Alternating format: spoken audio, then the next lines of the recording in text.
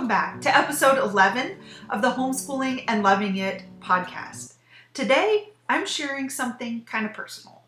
Yeah, something that may be a little difficult for me, definitely, hitting me in the pride there, but my worst moments as a homeschooler, my biggest mistakes. And this actually came because I overheard a fellow homeschooler say to somebody else, "Oh yeah, I trust Jamie. She knows what she's talking about. She's been homeschooling 6 kids for the last 15 years. I really just wanted to laugh out loud because it hit me like a ton of bricks. If only they knew, I'm probably one of homeschooling's biggest mess ups. I've made so many mistakes and I've really blown it so many times. And truthfully, it's a living, breathing miracle that my kids are okay. Well, yeah, the jury's still kind of out on that one, but for the most part. But after contemplating what this dear, sweet homeschool friend said, I really wanted to make sure nobody thought that. Now, come on. Everybody makes mistakes, but really I've made a lot of big ones. But if there appears to be any success out of my convoluted homeschooling efforts, I must claim the grace and mercy of God, because I look back at the years and I wonder how anything could have come from some of the things that we did. And I mean, actually, anything good could have come from them. I have some pretty crazy attempts, but I'm amazed and I'm humbled that we've come the distance that we have come. So I need y'all to know that I've probably made more messes than I can even count. And so this little podcast, this little, this session that we're having is really just going to be kind of the highlights, kind of a sum up of some of those mistakes, because we just really don't have time to go into them all. But one of the biggest things was that when I made a mistake, I tried to learn from it. And you'll see when we start digging into these mistakes that that's the biggest issue. If you make a mistake, you fall on your face, get up and say, okay, how can I do that differently? How can I do that better? And so my biggest mistakes have been my teachers, but they've, of course, always still some of my greatest heartaches.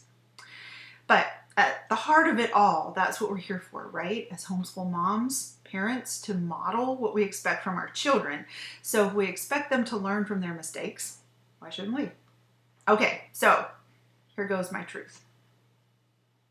My highlight reel of our homeschool bloopers, so to speak. So, first mistake, we did classroom at home. The very first year that I homeschooled, we brought the kids home. My oldest daughter was in 4th grade, and we kind of became accidental homeschoolers. And so we brought her home, and we started homeschooling. And really, it was just her and in that first year. Well, no, her and my second child that first year. And the other 2, because I had 4 at the time, were still going to school. And we actually loved homeschooling so much so that the next year, really, I consider the next year my real first year of homeschooling, because I had 4 kids at that time that we were homeschooling. But that next year, when I had all 4 of them, I thought we had to have the whole classroom at home. And so that's what we did. We set up a room. I had a teacher desk. We had a chalkboard. We had little miniature desks for each of the kids, and we had classroom at home. And it didn't work very well. First of all, because I had preconceived ideas that it was going to be just like my classroom. And when you're at home, is a whole set of other issues that you get to deal with. Interruptions and little kids, it's just different. It's totally different. The other thing that I feel like that I had done wrong that very first year was that I overplanned. I planned like I would have planned for my classroom, and that just doesn't work. Detailed, heavy-duty, regular school lesson plans just didn't fit with a family that had 4 kids. And of course, soon after that, we began to start remodeling a 100-year-old house. And so that kind of threw a bunch of stuff into the mix. So my plans didn't really work out. those detailed plans, I kept having to change them because we'd never make them. I'd have them listed in my plan book and then we wouldn't do them. So I'd also feel like a failure because I wasn't living up to the plan that I had initially planned out. So it was crazy and I started to go crazy. So the second, well, that's actually two mistakes in one. First one, that I tried to fit classroom into our home and be just like it was when I was a teacher, and that didn't work. Second mistake was that I made super detailed lesson plans, and you need to be flexible. So the lesson I learned there was maybe not make your plans so far in advance. Maybe realize that your plans need to be a little looser and more flexible. So two big lessons learned there. All right, so because of that first mistake that year, I pendulum swung, and we had a year where I didn't do any planning and we just kind of did whatever. It was not, it was just kind of my knee-jerk reaction to the first year when I had plans so detailed. So that year didn't go so well either. It was just, kind of one of those years where we really didn't meet any good goals. We were kind of behind on a lot of things, and really that's no surprise because, as I learned, that when you have no plan, you are definitely going to hit that goal right on the head because there's just nothing going to happen. All right, so third lesson learned, actually, you do need some kind of plan. All right, so then my fourth mistake was that I felt like I had to adopt somebody else's life. So after all those mistakes, I thought, okay, well, I'm going to look at other people. What are they doing for homeschooling? And then of course, you see all these wonderful people out there who they're probably doing an awesome job in their home with their family, their own children. But that does, you don't have to be just like everybody else. And that's where I went wrong. I found somebody who I looked up to and I wanted to be just like them. And so I thought that would fix my problems. I would homeschool just like this super successful person homeschooled and everything would be great. No, doesn't work that way. So her homeschool fit her family and her needs, not mine. And I learned that lesson quickly. All right, fifth mistake. Round peg, square hole mistake. So this mistake sort of carried over for a few years and I still really, really kind of feel bad about this mistake. But learning and we're improving, still kind of a work in progress. But I have a child with some special needs, and at least she's overcoming a lot of them now. But initially there were some issues. We didn't read until like second or third grade, and so I had some things. And instead of completely embracing her needs and her differences with her, I tried to fit her into, again, my preconceived ideas of what she should be doing at certain times. And it frustrated her. And I think in the end, it caused her to not enjoy learning as did some of my other children. So it's frustration.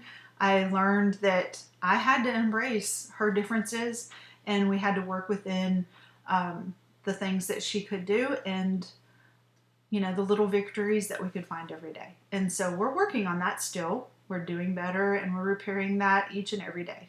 So another lesson learned. Number 6, fitting into a single homeschool method. So as I've told my story already, the first couple of years I was kind of like doing my own thing, wanted to do this, doing what I thought, yeah. And then I turned and tried to find a homeschool method that I could fit into. Some of these that, we've even talked about on our podcast.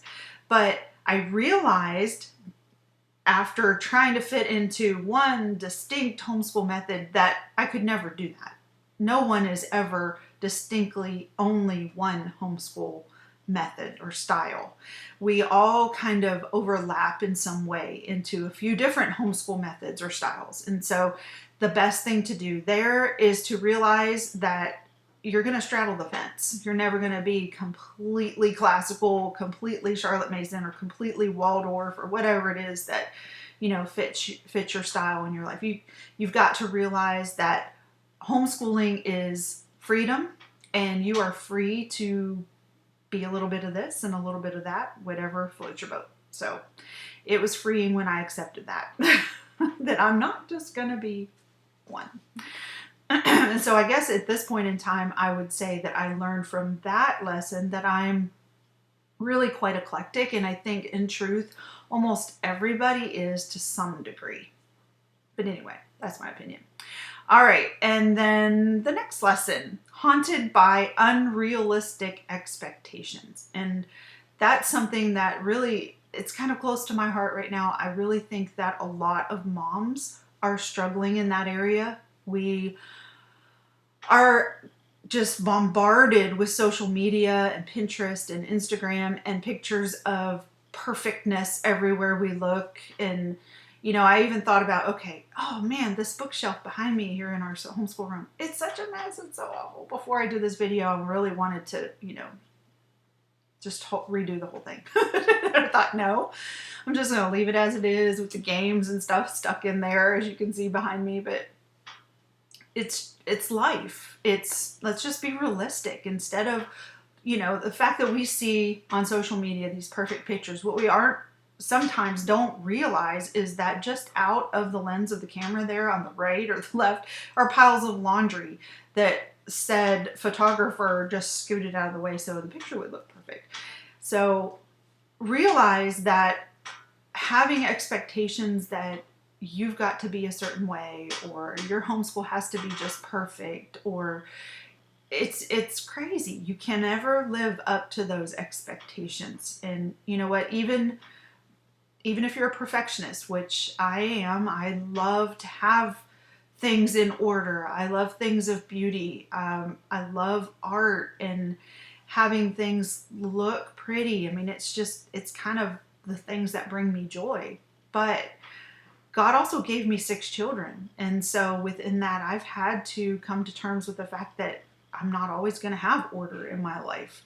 It's just part of it. And I need to accept it and understand that, you know, this is a beautiful, crazy time in my life. And one day there'll be order when all my kids are gone, and then I'll be missing them. So I've got to embrace what I have right now, what God has given me in this moment, and, you know, live with that and realistic expectations of my life and of my homeschool. So the problem that I learned with that is that when I embrace those unrealistic expectations, then I seem to want to force them on myself and on my family. And I want to try to live up to these. And then I get angry if everybody around me isn't, you know, supporting those crazy, unrealistic expectations. And so it's not good. It's not pretty for me. It's not pretty for them.